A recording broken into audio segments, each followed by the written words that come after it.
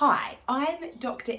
Joan Nelson, and today I just wanted to talk you through a little bit around my thinking or my progression of my thinking around the concept of hashtag work school hours. So everything I talk about is based on research I did focused on working parents, and I fundamentally believe that the work schedule should be reduced and aligned to match the school schedule without reducing salaries.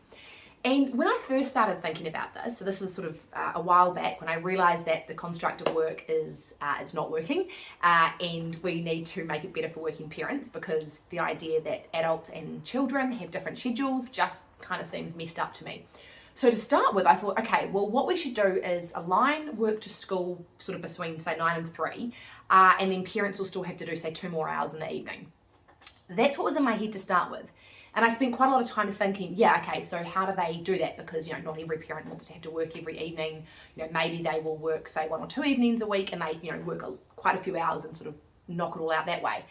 And I was still kind of stuck. I was stuck in this archaic paradigm, and I'm getting myself out of it now, is that I still sort of thought that you had to add up to 40 hours. So I was thinking, how can we make sure that parents can just work during the school hours, so that they can pick up their kids from school, but they still need to meet the rest of those hours, so they still do 40 hours a week.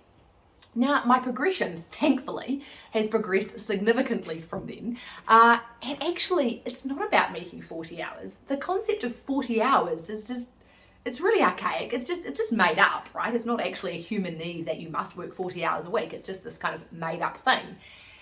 And it's not about hours at all. It's about outputs. So hours are the inputs that staff put into the job, and then the outputs is what it is that they actually deliver. So when I went back from maternity leave after our first child, so this was basically 2018, so we had a baby mid-2017, and then I went back to work just before Christmas that year. And when I returned, I had a boss that he's a very, very good boss. That's true. He's a great boss, and we agreed that I would work flexibly because I wanted to have more time with my son. So I didn't want to work 9 to 5 days a week. I wanted to change that, and we basically agreed that I'd actually work 4 days so I could have Fridays with our boy. And so I had in my head that, okay, so I've got to work an extra 2 hours the other 4 nights of the week to make sure I make up for it.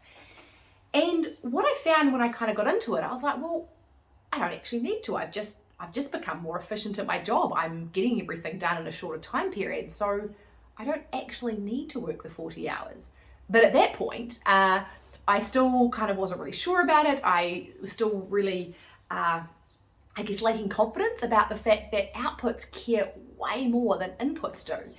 And what was really interesting when I just realized that, and I was like, you know what, I'm just going to do my job. I'm going to make sure I get my job done. And if I get it done in shorter hours, well, then kind of good on me. I will then have more time with my child. And that's what happened. I found that not only did I not have to do an extra 2 hours in the evening, sometimes I would finish even earlier in the afternoon, and I'd go pick up our boy earlier in the afternoon. And, do you think that I told all my colleagues about this? No bloody way, because I felt like I was being sort of naughty, and I, didn't want anyone to tell me off, or if I told anyone about it, maybe it would be taken off me. But what was really interesting is that my PDPs, what do they stand for? Performance Development Plans? No, I can't remember. Performance appraisals anyway. My performance appraisals for those 2 years after I started working that system compared to prior to having a baby and therefore working diligently 40 hours a week, my performance appraisals following were better. Those 2 performance appraisals were much better than the previous ones I'd had. And so that's what made me, get the confidence that it's not about hours. It's not about making sure that you add up to 40 hours a week. It's about making sure that you deliver your outputs and making sure that you deliver your outputs well. And so once I had 2 consecutive years of getting really good performance appraisals and knowing that I was working less hours, that's when I started to become more confident in thinking, yeah, it's not about 40 hours. I don't need to feel guilty because I'm working less hours. Actually, it's just about, do I deliver my outputs? And again, now I'm on this massive crusade around, reducing hours, because I'm convinced that people can actually get their work done in a shorter amount of hours. And we need to stop caring about hours and just care about outputs. In doing so, good for the organisation, good for staff. Thanks very much.